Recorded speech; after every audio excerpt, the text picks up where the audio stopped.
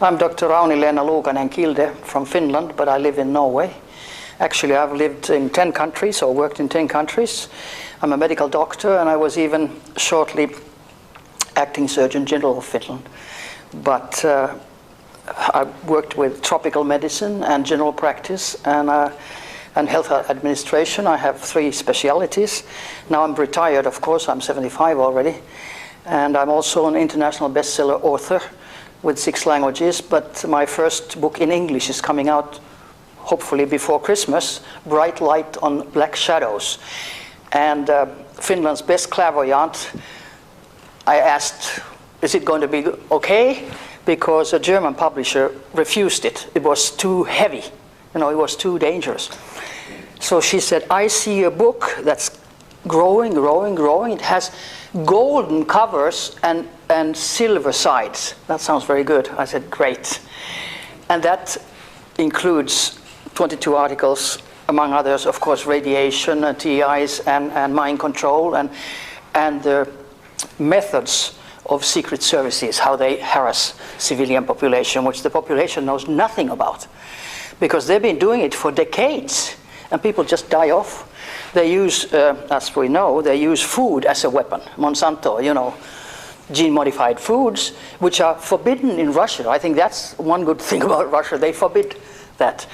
And then they use weather as a weapon. They have hurricanes and Fukushima, the biggest catastrophe in the history of mankind. And it's suppressed, nothing. And it has a tremendous effect. Infant mortality went up in California in 11 weeks immediately. Even in Vancouver, even in Pennsylvania, it spreads with the winds. And nothing is told to the public, because all the big news today, and this is important, put it upside down. Put it upside down when they say, like they say, war is peace and peacekeeping is war. Everything put upside down, so then you know the truth. And people are being deceived by the mass media, by the newspapers, radio, whatever, especially about our cosmic contacts. Or do you think that actually we are flying, when I say we, I mean human beings on planet Earth. We are flying constantly to the moon, to Mars, to Saturn. That's for sure, because I've talked to people even who have been. I've talked to a man who's been to the moon, for instance. And we're never told this. White House says we have no evidence of any contacts in cosmos, and we have no evidence of extraterrestrial life on planet Earth. And what happens in Russia? We had an interview in paranormaliblogi.net. It's the biggest alternative net web in Finland. Over 300,000, no, not 300, 30,000 or something hits every month. It was 300, I think. Anyway, it's the biggest one. And there is the Prime Minister of Russia, Medvedev's interview in Russian with Finnish subtitles. And he says when the president becomes a president in Russia, like Putin now, he gets 2 attaché cases. One is the code for atom bombs, and the other one is knowledge about extraterrestrial life in the universe and here. And White House says nothing. So for once, Russia gives good information. RT was supposed to come here. We tried. And Daniel Estulin is an RT Russian TV journalist. He resigned because they said no to this conference. That's something. So you get information mostly in conferences. You meet people. I met in Moscow, I met cosmonauts. General Popovich opened it. Dr. Ashasa was the chairman, and I didn't know at that time that he was chief of Navy intelligence in Russia.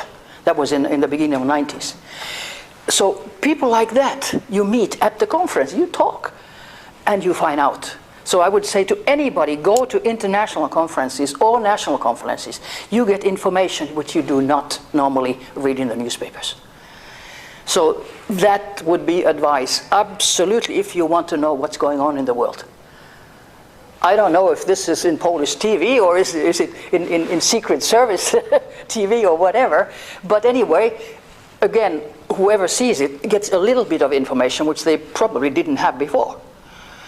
And I arranged a big conference in 1996 in Finland, financed it myself because I got so pissed off with everybody.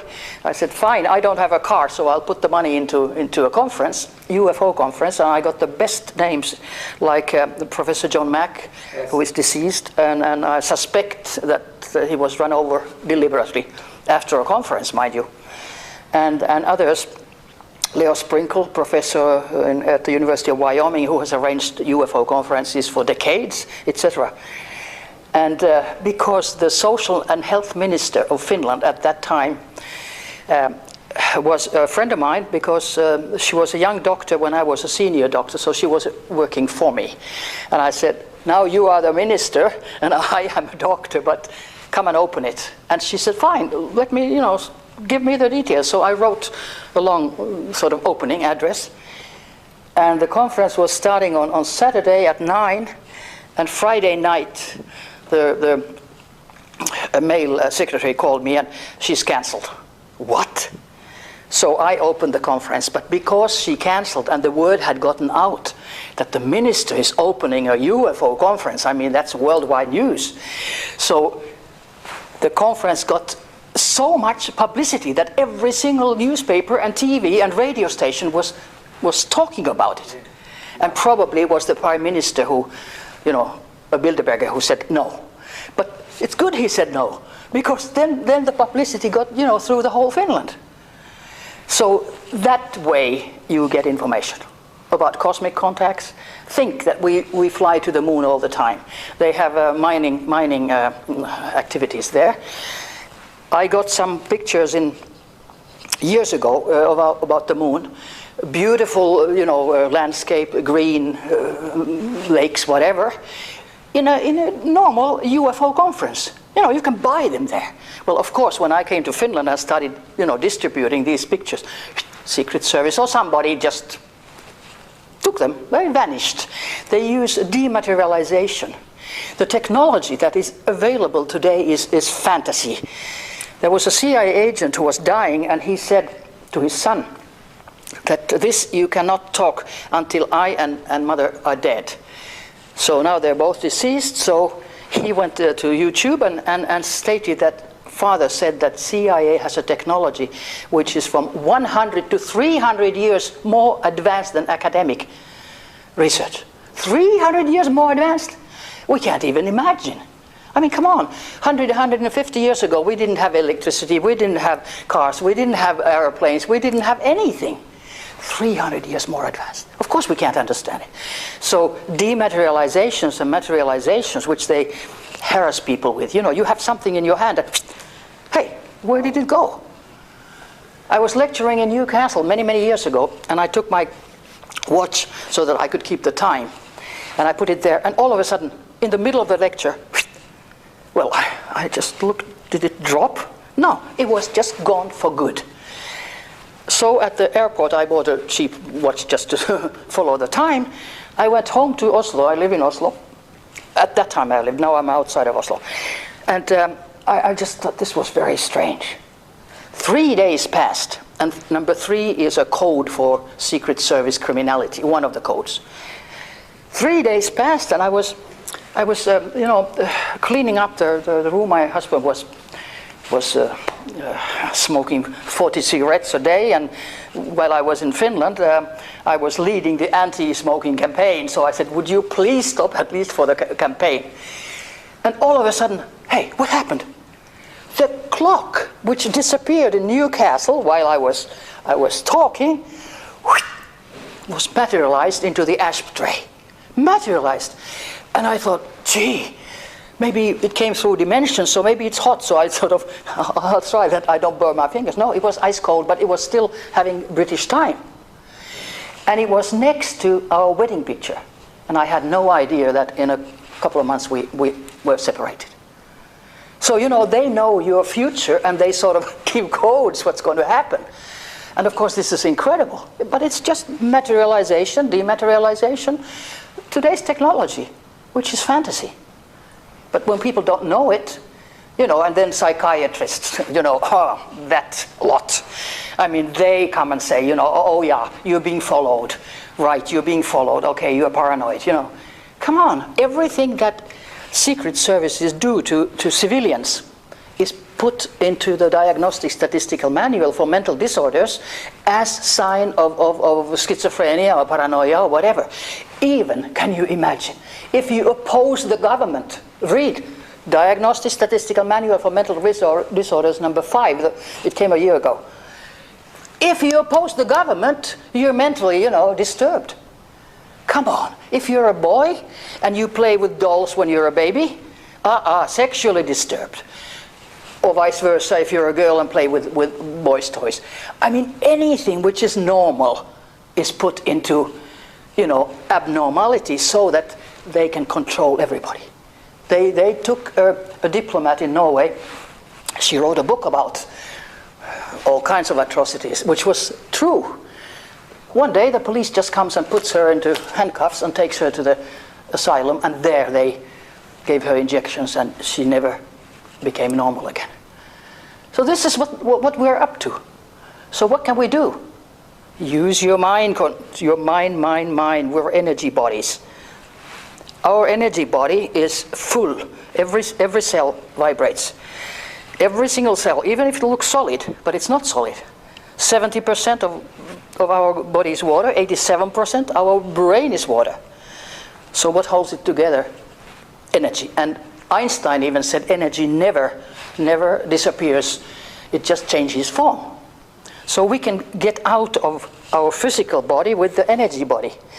And Americans use it for espionage and space travel. It's easier to send you to another planet with your astral body, energy body, than take a rocket, you know, which may explode like they do.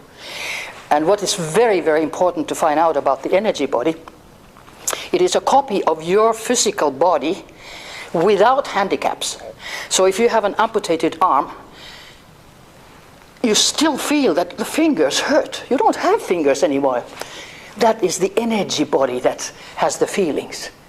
Energy body has all emotions. Energy body has all your intelligence. And that is proof that, you know, you have sort of a phantom effect known in medicine. And what is more important is that energy body does not have sexual organs. It doesn't have inner organs either. It's like a light body vibrating. But it does not have sexual organs. They are, of course, in the physical. We need it for reproduction and sexual pleasure. But we are all, in a way, neutral or androgyne. And that explains, for instance, when some people say that, oh, I feel like I'm a woman, but I'm in a male body or something. I want a sex change. So in a previous existence, they probably have been very, very many times in that female body. And then they jump into the male body and they have trouble. I mean, you know, they have psychological trouble. They want back to the feelings of the previous existence. And of course, also homosexuality can be explained, because 10% of people in hypnotic regressions, which I've done previously, I'm retired now, but they say that they have had sex change. 10%, and 10% about, including the how would I say, the hidden homosexuals. It's about 10% of the population. So it's very important for people to understand that it's okay, you're whatever you are an energy. And that is what is most important. Not your physical appearance, not if you're black or white or yellow or brown or whatever. That's not important. It's the energy. And you see that in the eyes. You just focus on the eyes, you immediately connect, because the energy comes from your eyes, through you. So I think that's very important to find out. Isn't it? Jest one question. Ma Pani dużą wiedzę na pewno medyczną. Jakie znaczenie dzisiaj w tej kontroli mają chipy? Implant microchips have been used actually, like I mentioned in my lecture, that the first electrodes were put into the brain 1874 already in Dayton, Ohio, in a hospital, Good Samaritan Hospital, to change the behavior. It's for behavior modification. Now, of course, the chips get smaller and smaller and smaller. 60s, 70s, they were about 1 centimeter, then the size of rice grain, and now they are nano size, which means they are 2 micromillimeter. When your hair is 50 so you cannot see them anymore. You cannot remove them. They are there. They're put into injections like swine flu, influenza injections. Everybody who took that now has a chip. And when you have a chip, you can be totally controlled. Totally controlled. That means that at the headquarters of the police or the military, they have computers, supercomputers, and they can connect to your chip via satellites. It doesn't matter where in the world you are. You can be in Saudi Arabia or Qatar or whatever. They connect with you. It's like you have a brain signature, like we have fingertips that are unique. So we also have a brain signature. So you don't actually need a chip to be connected. So it's not that bad, but it is for the transformation of the human race. That's what the elite sort of excuse is why they're doing this. Not only for total control, because then they can change your attitudes. If you vote left, they change it that you start voting right. If you love somebody, they change it that you start hating somebody, the same person. So they take total control of your thoughts, of your dreams, of your subconscious. And even if the NSA lecturer, William Binney, said that he doesn't know about mind control, well, it's NSA that steers the whole thing in the world, but it was clear he is not allowed to talk. I'm allowed to talk because I don't work for anybody. So maybe I'm a little bit dangerous because they can only kill me. And every time they've tried to do something, like I said, the universe comes with an energy that helps. So I have a mission to do, like we.